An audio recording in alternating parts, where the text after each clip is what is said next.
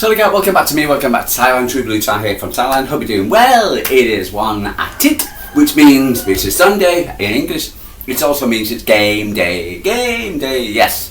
Game day in Man City. 2 games today, 2 games. The ladies kick off against Aston Villa at the George Stadium. The last game in the EWSL, for instance, which we are leading by 6 points over Chelsea until the 11th of January.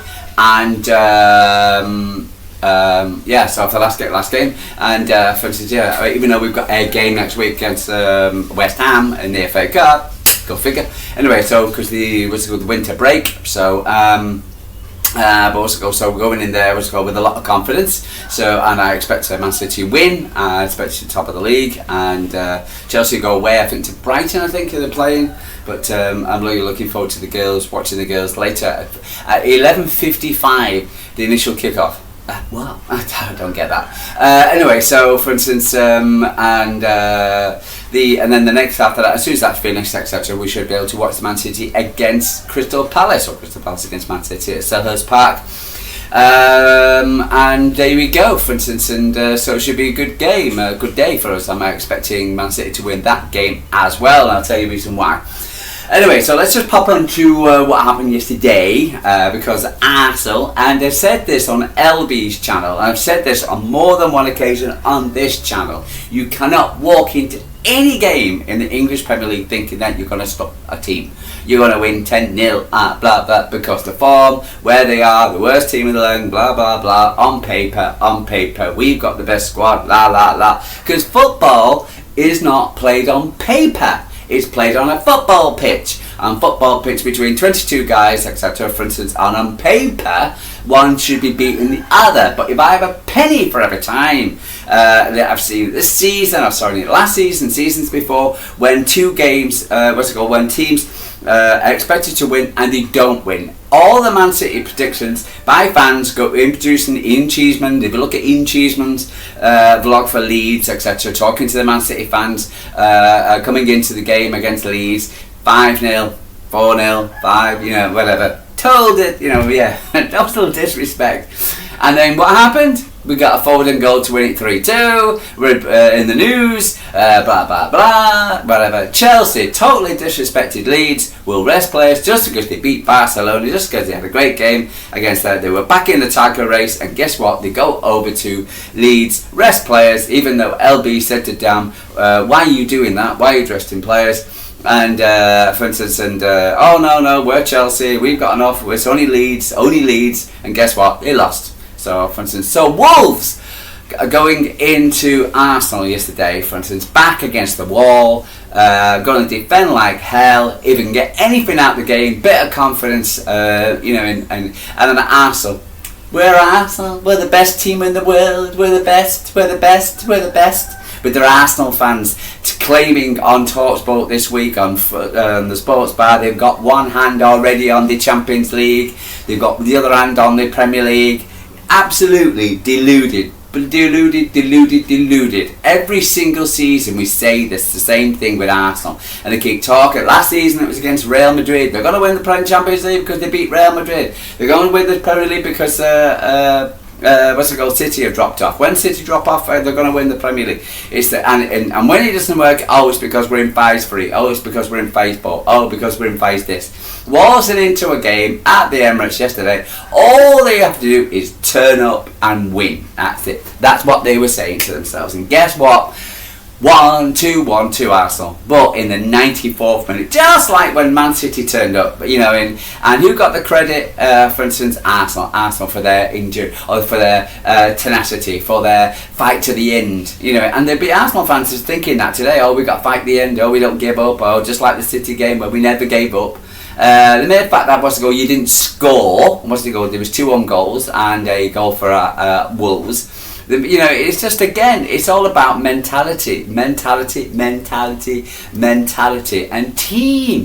teamwork, etc. I don't care, again, on paper there's some of the best strikers in the world, you got some of the best players in the world, so you can have been, it doesn't mean that you're going to win everything.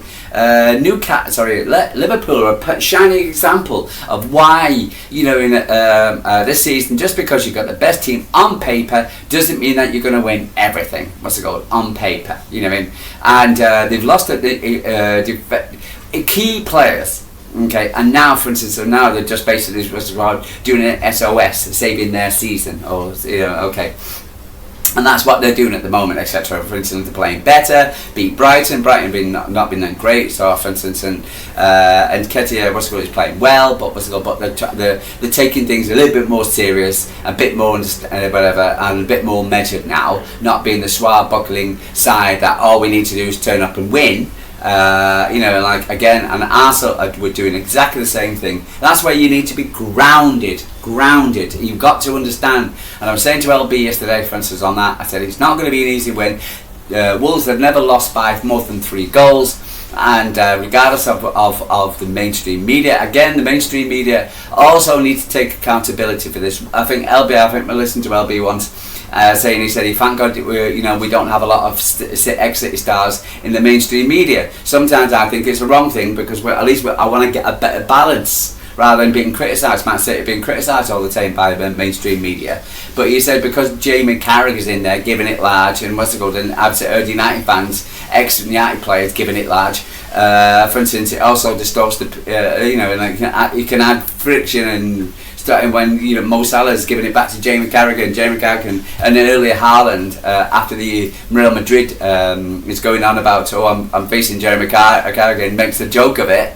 It just you look at it that way. Maybe it's a good thing that Man City don't have a load of players, ex-players, being pundits.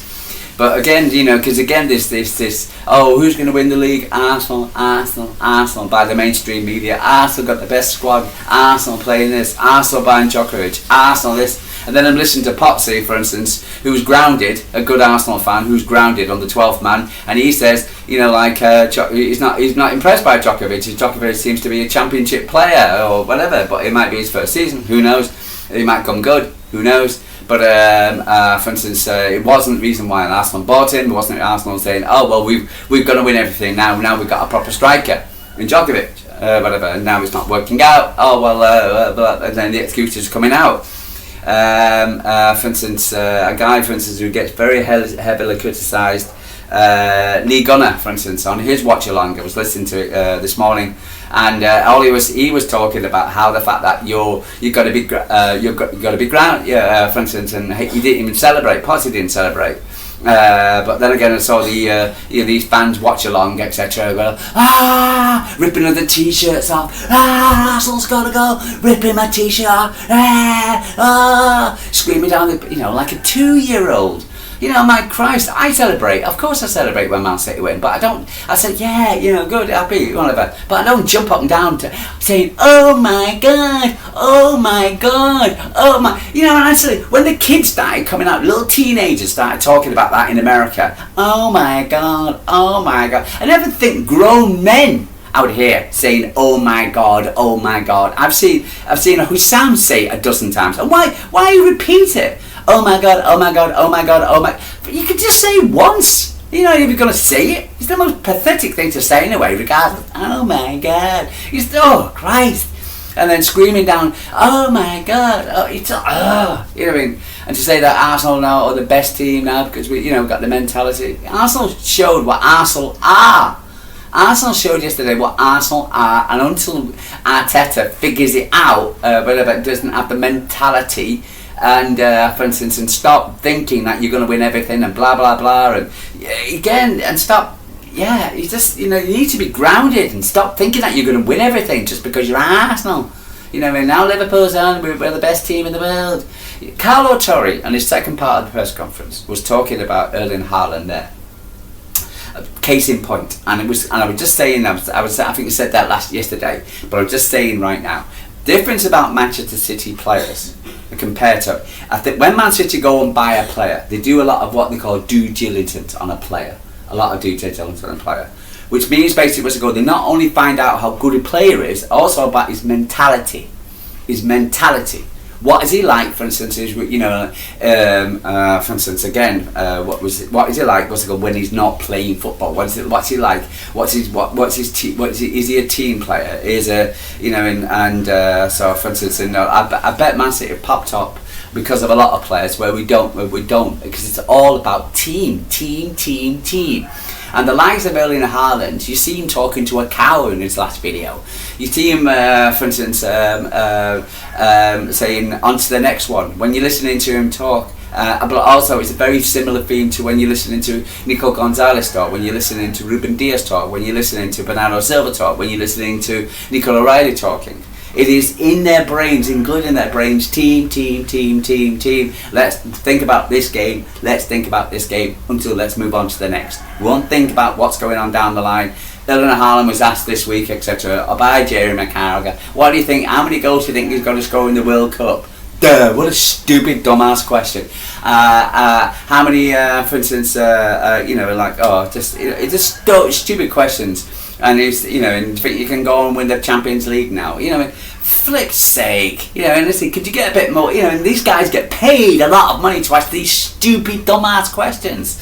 One of the best questions I would listen to before was on the, for instance, Kolo Toré's press conference, and I'll say it in a second. But there was two questions about that. There was one about Erling Haaland and himself, and how many goals he scored, and how would you defend against Erling Haaland? Why the hell would any manager or any coach or anybody give you that? First of all, it's just a stupid question. What are you going to say? What you need to do is stick a half a dozen men on Erling Haaland, blah blah blah blah blah, and everything's going to be fine. Oh, come on, for Christ's sake.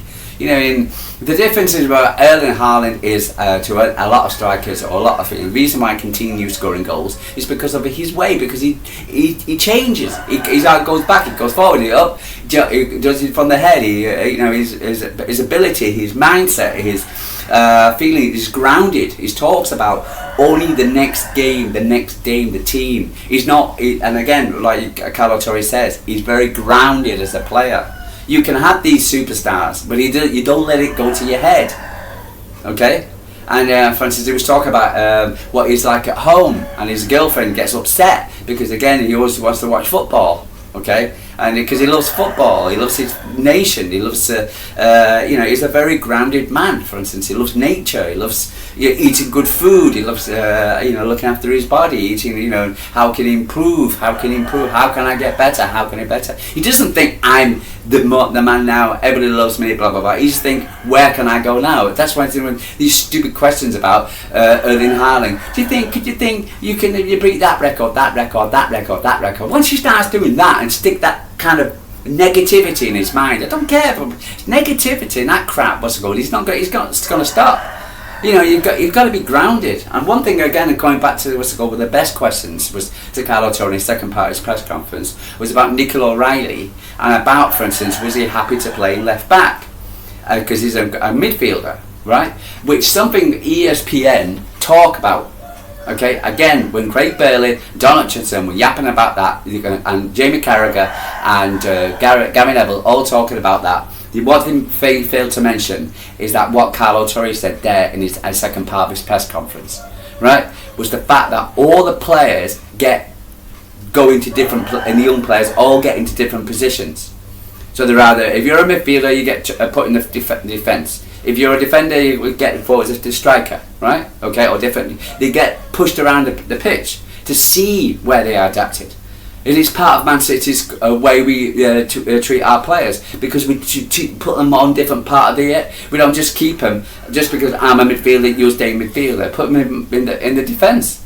Me personally, when I was playing football, right, I used to love being in defence. I wanted to be a left winger because I thought, my God, this is my size. I'm not the tallest guy, for instance, but I'm fast, etc. So I'll be a winger. Do you know where that was ago? My coach put me in defence. Right, I'm not 6 foot tall. Okay, but I got put in defence, and I was for instance, in the left part, where Nicola O'Reilly is right now. That's where I was put because I got a left foot. I'm a left-footed, left-footed, and because that's where I was put. I never thought I was going to put a bit of defender, but every time a striker came on towards me, bellowing down, etc., I managed to get the ball off him. He was upset, angry. What's it called? But there you go. But again, I didn't know my position, but the coach thought I'll put you in defence, and I was part of the school team because I was a defender. People used to look at me. Is that it?